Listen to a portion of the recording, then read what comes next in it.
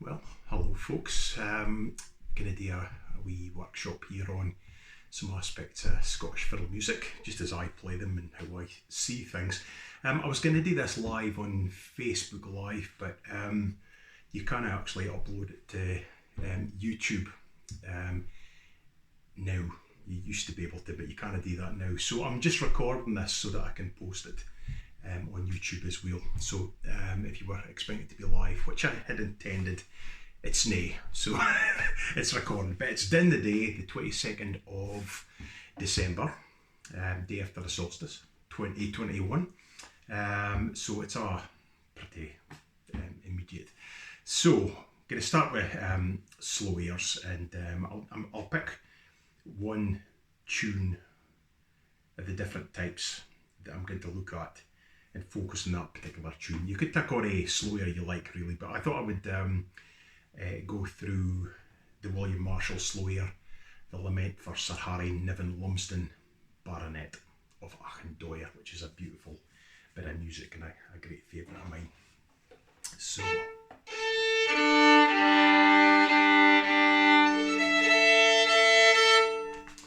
Right.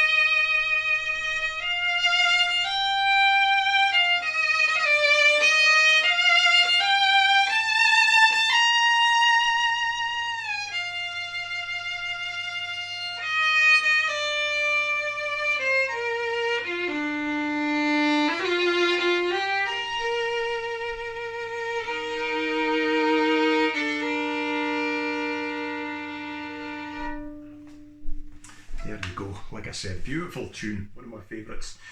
Marshall's music is certainly with regards to slow airs and things like that, it's elegant, well constructed. I don't think he wrote a bad tune. There's maybe some tunes that didn't stand out as much as his best, but yeah, for consistency of quality, Marshall's quite hard to beat, really. But anyway, that's a great tune. Like on a slow air, it should be treated like a song without words. And so how do you achieve that? Things like light and shade, use of the dynamics, ebb and flow in the tempo, so pushing and pulling the tempo, phrasing it like a singer would sing it. So you sing a phrase, that's for you. It's not quite a pause, but you sort of almost hold it. For a singer would take a breath and then do the next phrase. So there's this constant sense, kind of almost like the flow of water for it. Kind of has this kind of feel. So it kind of builds up and it pulls back, and then it does the same.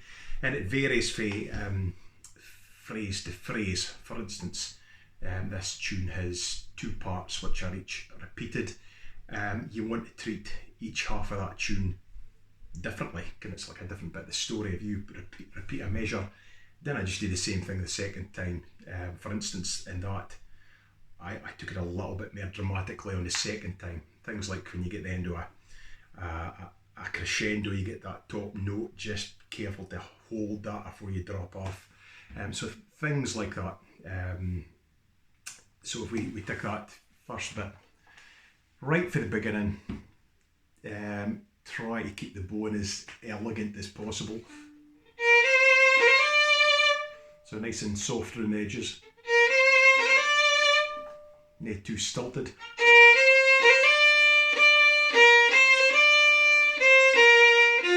See if I made I want that kind of angular feel. And the grace notes at the beginning.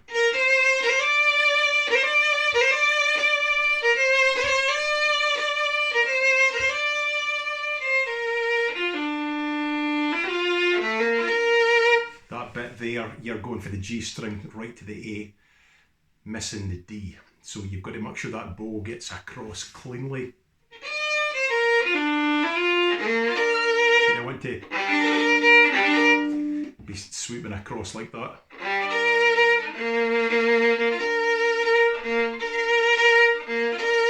Okay, so actually when you begin to analyse it, there's a few tricky little bits.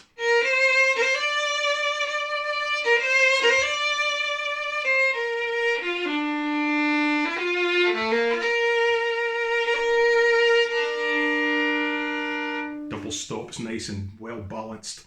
You don't want them wobbling between the strings. That's the end of the first phrase.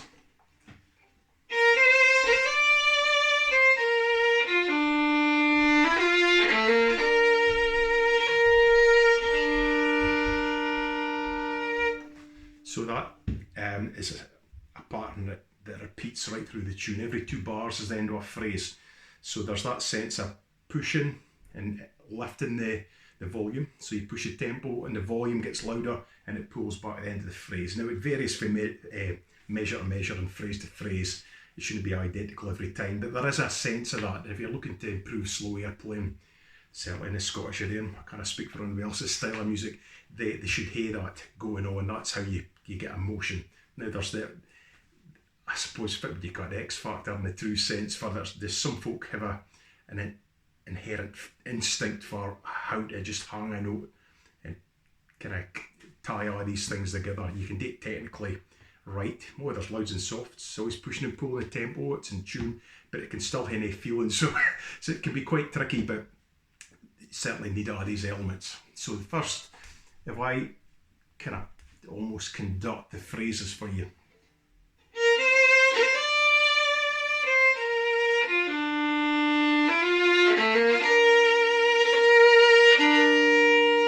And that's the phrase. Build a bit.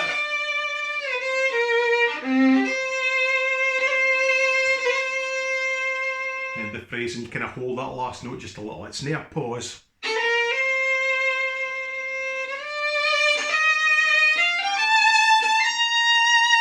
Go up in that position to keep just keep the tonal consistency going, because you could go for a bit longer. Try to keep on the A for a bit longer. It's a wee bit warmer sounding.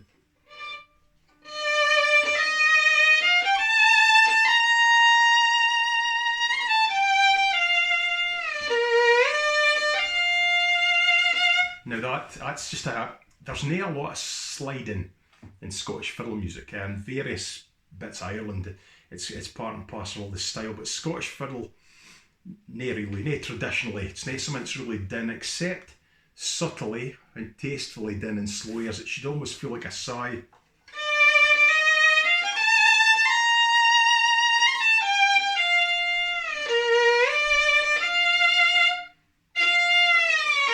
Too much.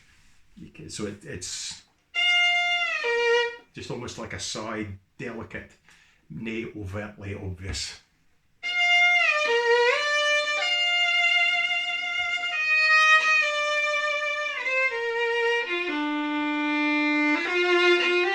Pull it back at the end of the phrase and slowing down. Crescendo. Slide again.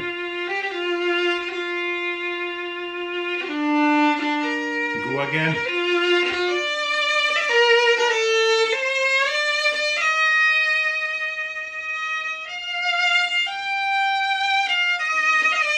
Building.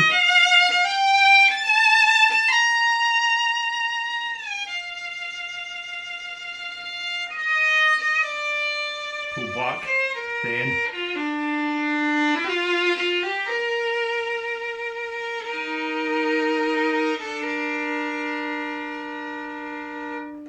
Nice and tidy, fading out at the end. This is the sort of things I do pretty much on a slow air. You didn't treat them all the same way. Something like Mrs. Jameson's favourite. Less dramatic, but still has the same things going on.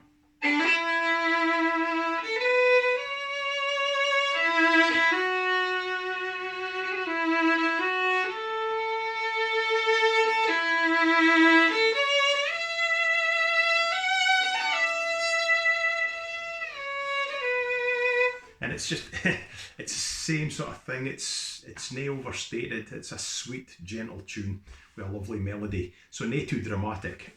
You take a tune like 5E Castle, which I've spoken about before, because it's a good example of something that's the absolute opposite, very dramatic.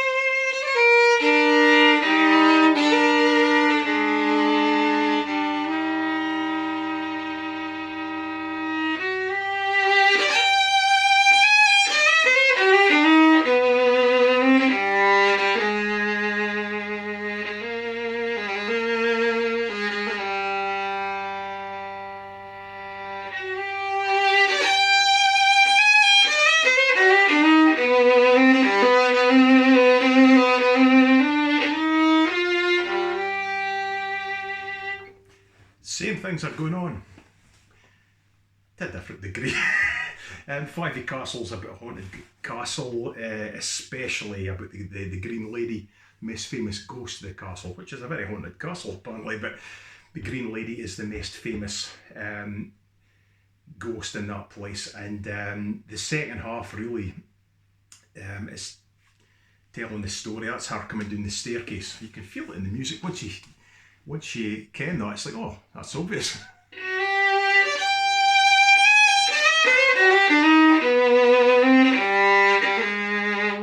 So that suits that tune. I mean, it's almost like a theme tune for a horror film, quite different from the other two, but it's a dramatic tale, so it needs a dramatic telling of the story, really. So if you play the way it's written, it's like this.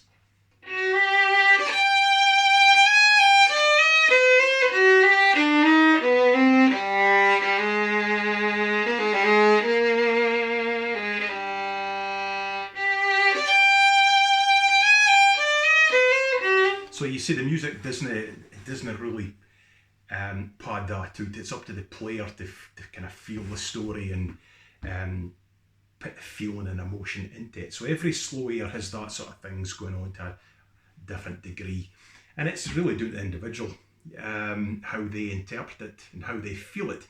I mean, there could be 10 notable players play one of these tunes and they can all be slightly different or widely different, but all be equally relevant and equally acceptable, equally good. So it's a very personal thing. That's partly why I like playing slow airs.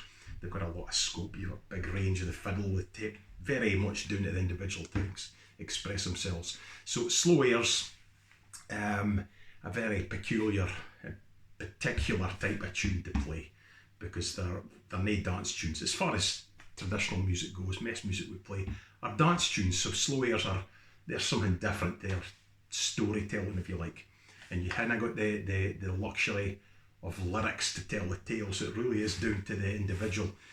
So slow airs, and as I said, dance music. Well, if you're looking at Scotland, well, I think the earliest reference to the reel and the jig that there's ever been is in Scotland. So although you find them in Ireland and you find them in England and other places far they've travelled to, I think there's no doubt Scotland is for these types of tunes developed originally, building on older styles, I think. And you kind of say that it was like a eureka moment. There are development of earlier things, and we'll look at these types of tune in a minute. But the first one I want to look at is the strathspey. Now the strathspey is it's only truly unique dance and accompanying repertoire to come from Scotland. The other ones that I mentioned, well, you find them in other places, even though they may well have originated here or were first referenced here. The strathspey is only found in Scotland, and for folks settled in large amounts, Scots that settled abroad, so places like Cape Breton. The North Ireland, they play Highlands. Highlands are strathspeys with a very strong Irish accent. I'm thinking really Donegal, but that's kind of unique to that corner of Ireland, and that's because of the strong cultural links and the seasonal immigration of workers going back and forth between the west of Scotland and Ireland, and so they picked up strathspeys while they were here and took them back. But I'm going to give you one for a start. This is another tune by William Marshall. This is perhaps, arguably, the finest strathspey ever composed. Certainly a lot of fiddle players I've spoken to over the years feel that they think it is. So I'm speaking about notable fiddle players, and it's something you would consider a big tune. It's Craigellachie Brig by Marshall, and it's got just about every element you could possibly throw at a strathspey. It's got a great tune, it's got character and feel, and it's got other little tricks like unisons, up-driven bows, snap bowing, double stopping, and drones. And there, well, it can hay, should hay, doesn't hay to hay. You can strip it right back and make it quite basic. But anyway, let's have a go. I'll play it through for a start. And this is it's not totally unique. There are other examples, but there's very few strathspeys that have variations. This scene has 4 distinct parts, although the second and last part are pretty much the same.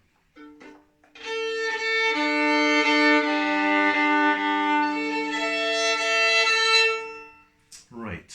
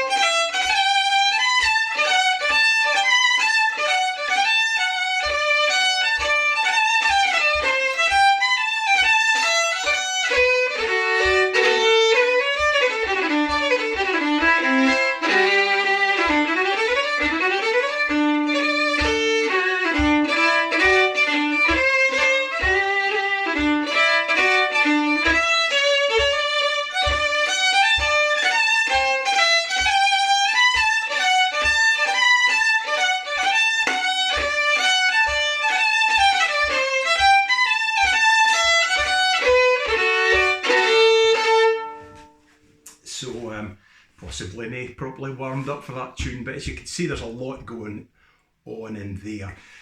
One of the first things I would point out is just there's a lot of dotted quavers and semi-quavers in strathspeys, and really to get the kind of the style I was certainly brought up playing, and the style was fairly traditional. Certainly in this bit of the country in the northeast of Scotland, you're inclined to pull out your dotted notes. The longer notes are always pulled out. The short notes kept very, very short indeed, but clearly heard. So that if it happens, you get a very strong snap feel. Strathspeys have got what's known as snap bowing, or used to cut Scotch snap. Can things Scotch only really applies to whisky now, but it's Scots rather, SCOTS rather than SCOTCH. Yeah, so the Scotch snap, the snap bowing. If you manage to keep the short notes short and the long notes long, you get a really strong, distinctive feel. Now, right for the top, you've got a unison on top of that. So rather than just an open string, you've got this. So if I turn my hand round, so you've got the fourth finger on the G along with the open D. And that thickens out the note, but it's got that grace note in front, which is the third finger on the G with the open D, and it sounds a bit like this. It's fairly unpleasant. It's not bonny. It's a real. The notes rub up together so badly. It's a real clash. But because it's a grace note, it just gives it a bit of accent, a wee bit of drive.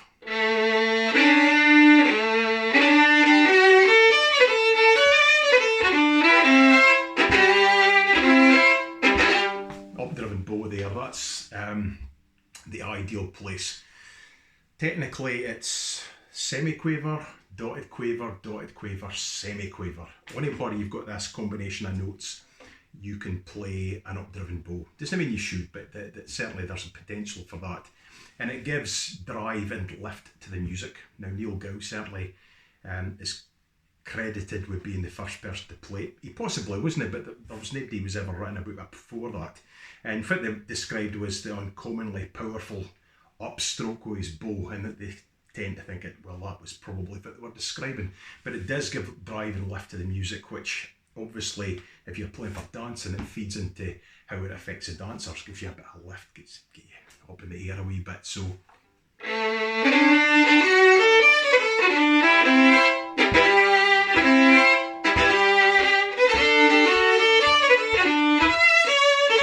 snap. Now I use a fourth there rather than an open E. It's a bit more clumsy trying to get across. If you can use the fourth, it means you can D string and A string closer together. Jumping across the A makes it a little bit more clumsy. So if you do hate it, just use your fourth finger. You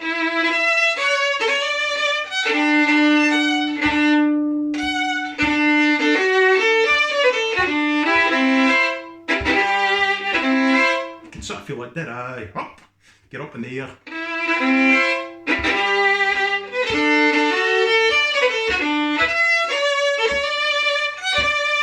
Snap again.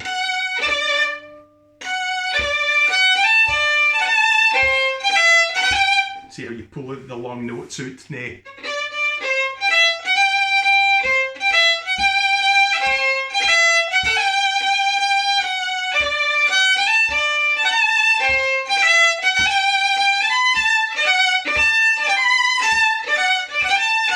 The snap's always played snappily. Sounds ridiculous, but it's true.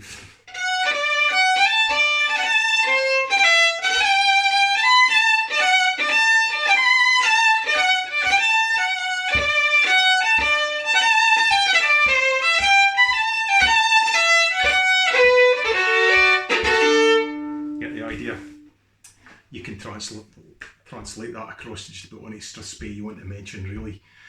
A good one that I've been playing a lot lately, Tulloch Gorham, because of the variations. I play all the, well, I've learned up all this Skinner variations, but I'm not just going to bother with that. It's really just the essence of that original ancient melody. You've got the snaps, the up-driven bow, and double stops, and you get the snap right for the beginning. Double stops again, covering third on the A and the D.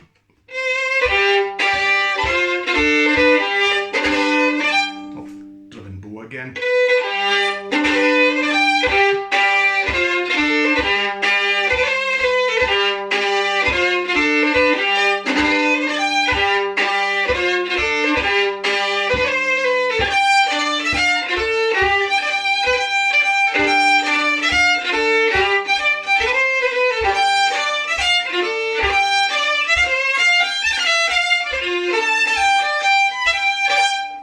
you go.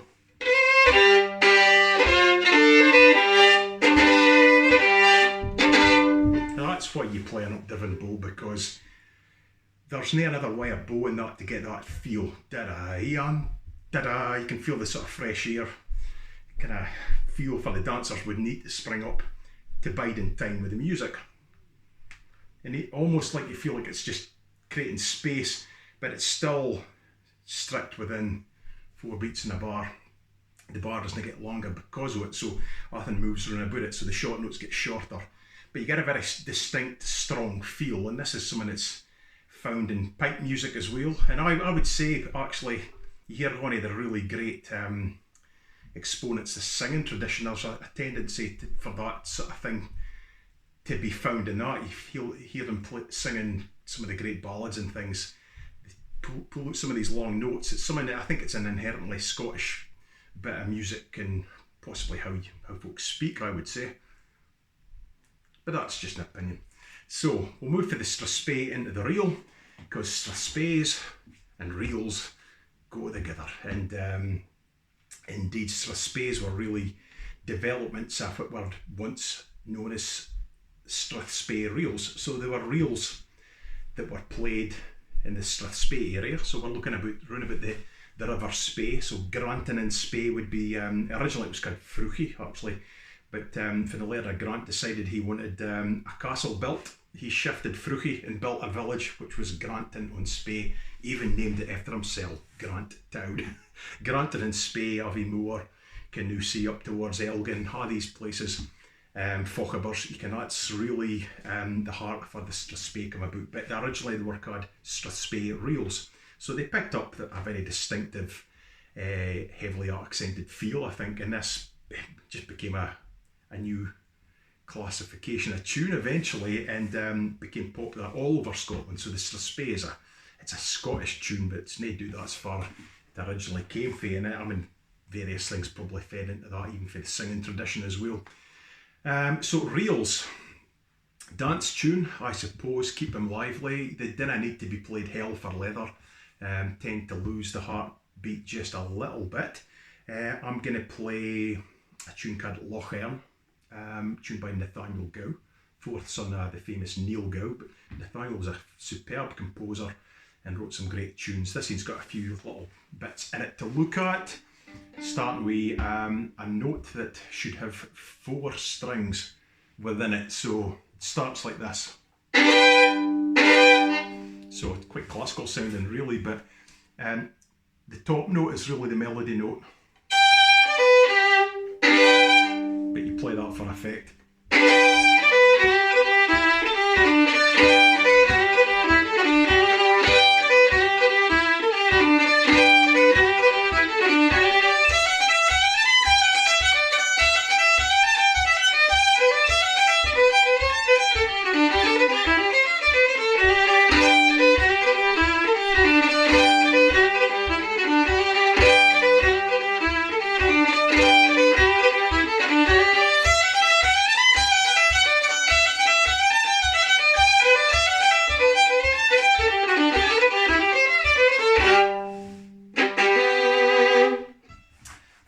Sometimes wonder why there's chords played at the end, and that's really it's a bit like your appendix. It's because they used to be something that was part. It's just kind of its use has kind of died out. Really, it's just a such strange wee bit it's left. The chord is played in dancing. So the dancers, when they finish, if it's a set dance or Scottish country dancing, they stop. And then you bow at the end of the chord is for the deed of bow. For Scottish country dancing, you would have a chord at the start.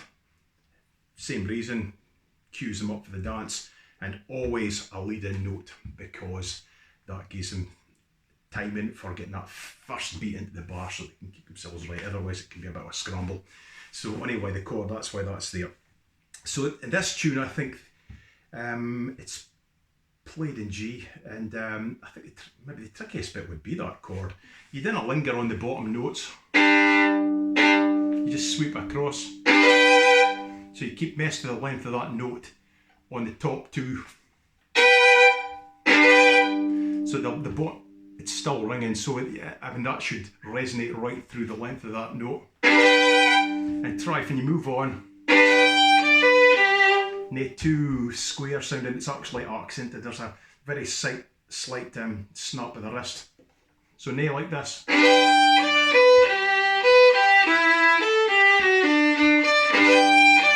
That's how it's notated, so actually what you're doing is a bit more like this.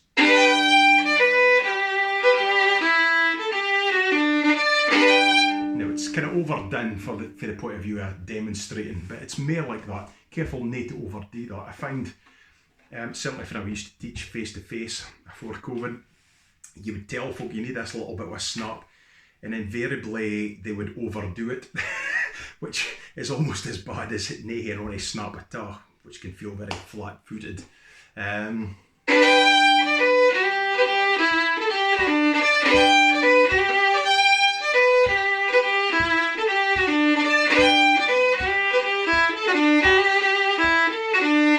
Rhythm.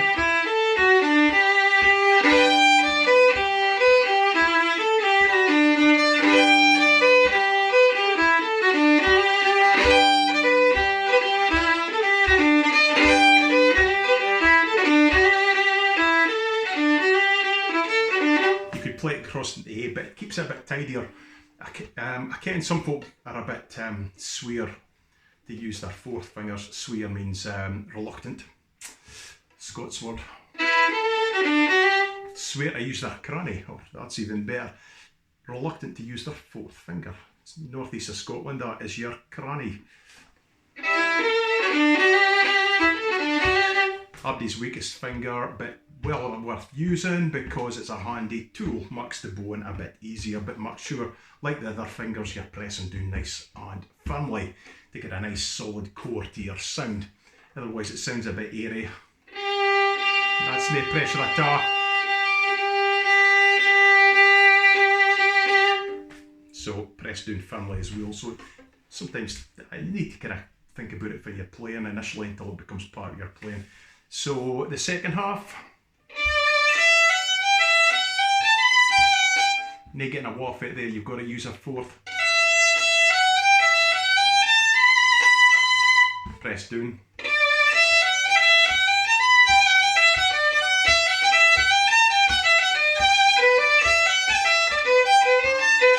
Tricky bit.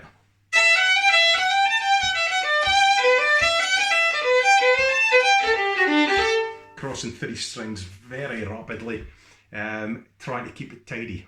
Keep it tidy, neat if you can.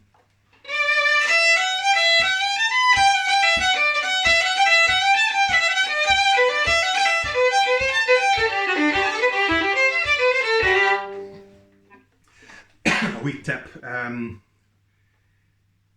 when I got that from Dougie Lawrence, who was my main Scottish fiddle tutor, I wrote in the book here, this is Lawrence's secret weapon, and it was a little flourish at the end of the tune before you go into the repeat.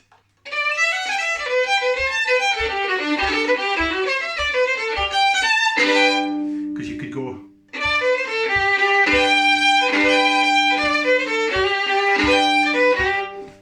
his suggestion was that a little flourish like that can mark for, oh, that was interesting. It just keeps the audience listening. And I've certainly seen Hector McAndrew speaking about things that some of the old players for his youth that he would hear sometimes added these little flourishes here and there that didn't detract for the melody. It wasn't changing the tune, it was just putting something in that just made folks sit up and oh, that was nicely done, that was a nice touch. And that's that kind of thing.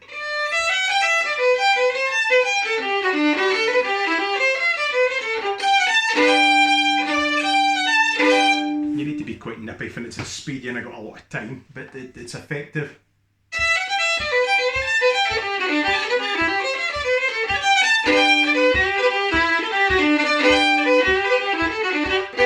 There you go, so reels, same sort of thing, same sort of style of playing for me, really. It doesn't matter what reel I'm playing, the same sort of things apply. This no make it too heavy or too flat. You can, the quaver shouldn't be absolutely equal every time. And it's no universal, they can vary, but definitely that sense of a snap of the wrist, but don't overdo it. Sometimes it can be done for effect to really emphasise a bit, but generally play it like you're playing for dancing. Should inform a lot of your choices with regards to tunes, tempo, and things like that. So I'm going to finish off now. We're looking at a jig. Going from Nathaniel Gow back to William Marshall, because I think this is a lovely tune. That's why. I could have done all these on Skinner or Neil Gow or Robert McIntosh or Peter Milne, but this is getting back to Marshall just because I feel like it, and it's a tune I rather like. So this is Miss Hannah of Elgin.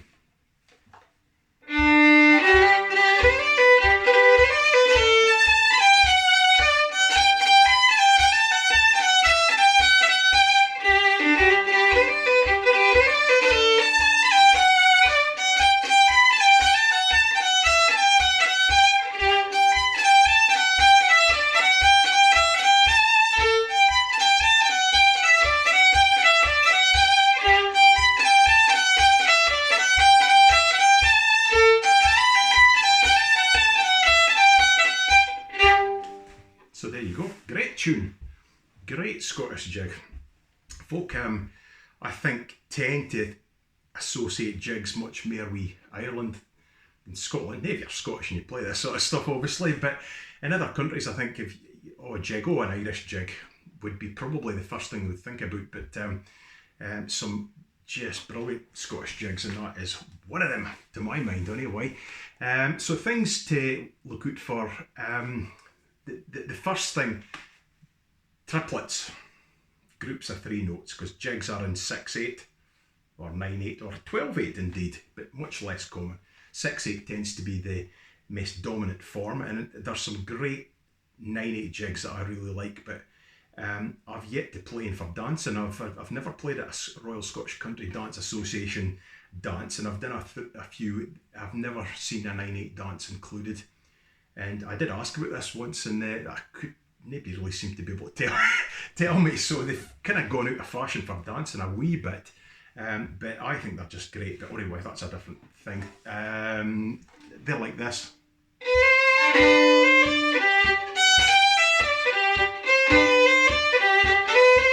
which is different. 9/8 and 6/8, obviously it's different. It's in the key and timing. But anyway, so the triplet, these groups of 3 notes, are one of the fingerprints of jigs that you're going to find in. Again, there are exceptions, but pretty much every jig has got a triplet in it somewhere. And when you play them, the way we were certainly brought up playing them, although they're notated equally, so 3 quavers, 1, 2, 3, you dot the first note, semi-quaver in the middle note, and the last note's the same, about the same.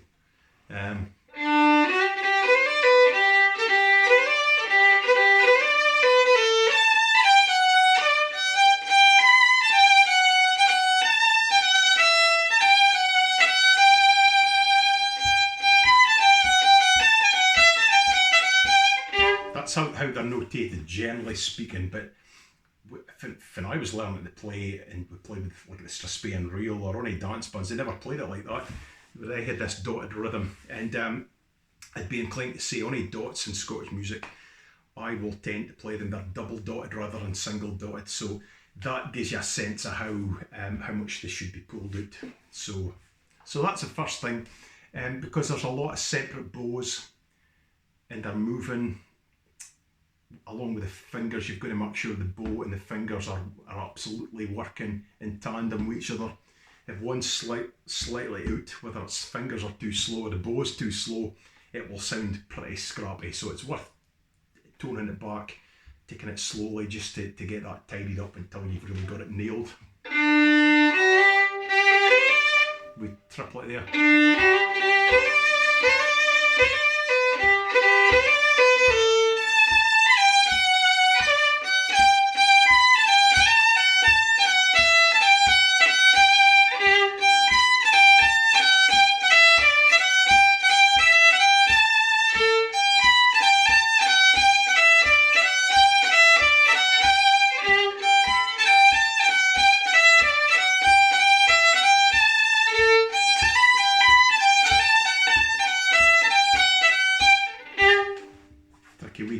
actually there. If you don't watch what you're doing, you're going to get right across the A, the ba-da-da-ba-da-dam, bump, clean and tidy. If I'm honest, I have a wee break between the first note and the triplet and the second one, and this again, although it wasn't a methodical, conscious thing I thought about, it's certainly in my playing. I've discovered that when I've had to analyse my own playing so I can teach. Yeah, teaching's a great thing. You learn a lot about yourself and how you play by teaching other folk, because you're forced to analyse how you do things and how do you play it a certain way. So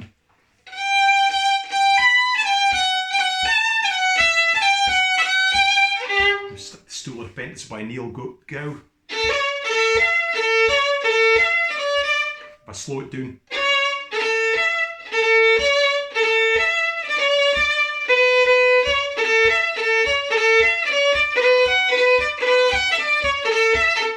And that actually does give the music quite a lot of lift. So it's not just a case of playing all the notes in the right place, the right length. It's how you play them and how you phrase. The spaces in between the notes can make a big difference, especially in slow air, slow strathspeys, especially because they're quite extreme. But that's another subject, slow strathspeys. Well, just as a quick example for slow strathspeys, it's like the feeling with slow air, but the character with strathspey, and it's kind of in between. It's neither as slow as a slow air or as quick as a dance strathspey, but you've also got the scope, because they're listening tunes. These are nae dance tunes, they're listening things, they're for performance of the instrumentalist, and they should really be flexible tempo wise. So like a slow air, you push and pull the tempo just a bit, and it's got dynamics. So to demonstrate how the spaces between the notes are important in slow strathspeys, and there are some examples more extreme than others. I'm going to play J.F. Dickey's Delight, which probably highlights this fairly successfully.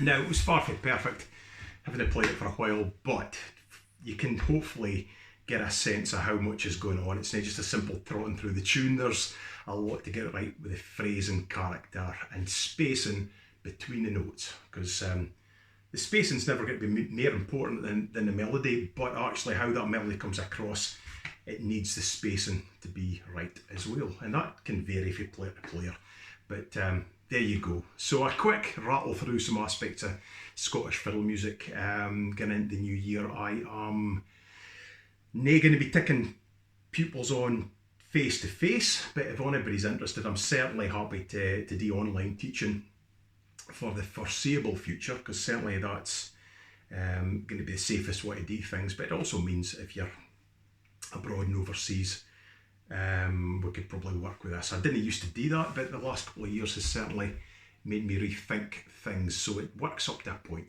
They'll never replace face-to-face, but actually you can achieve quite a lot. So anyway, if you're interested, you can send me an email. It's fingal0444, Fingal, like the legendary king, Fingal, 0444 at gmail.com. So anyway, I hope you've enjoyed this this short presentation on Scottish fiddle music, 22nd December 2021. If you've enjoyed it and you want to donate, that is fine. If you didn't, that is also fine. It's www.paypal.com .me/Paul Anderson. Sure I don't. So anyway, have a nice Christmas and a very happy New Year. All the best, folks.